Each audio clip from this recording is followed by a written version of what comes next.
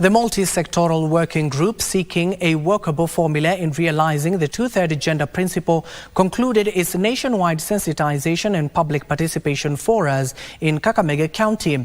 Part of the team who were in Kakamega heard that retrogressive cultural practices and beliefs often perpetuated by heavily hinged patriarchal society were to blame for the gender disparities in the elective and senior government positions. Speakers also called for the gender parity discourses to be replicated in the basic administrative units, including villages, to help weed out enablers of disparity. Achola Simon with the details.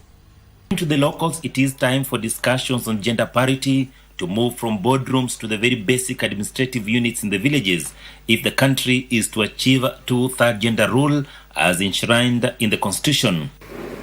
We are Africans and Africa is our business. The reason why we have all these discussions is just because our traditions has been left out. I'm not saying all our traditions are good, but some are bad, but let us take the good ones so that we can incorporate. Kakamega County, most of the wealth is in the hands of men, and women have totally nothing they can call their own. Even if they are in that home, they have contributed, lakini hawana ruhusa. That if you can make it a rule, so that at all levels, tukuwe na president, kama president ni mwanaume, deputy akuwe mama. Governor, deputy ni mwanaume, mama akuwe deputy. Ama kama governor ni mama, deputy akuwe mwanaume.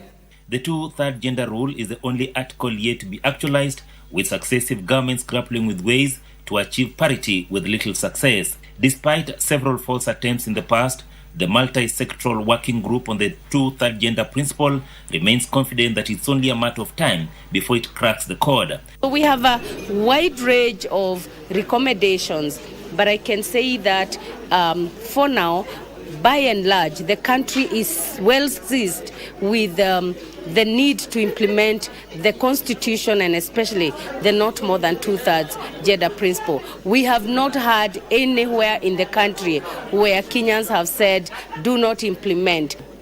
And therefore, when we look at governance and elections and matters to do with leadership, then it should be as inclusive as it looks like on the ground, which is a combination of men and women. And that's why everybody is called to come on board, because gender is not about women. Gender is about all of us, both male and female. Speakers at the conclusion of the sensitization forum in Kakamega want more efforts put in place to create a more conducive environment. So sisi kama wasichana ama wanawake ambao wanaishi na ulemavu, we do not just want to be sympathized. We want to be empowered. And when we are empowered, we will not be like tunaomba kupewa.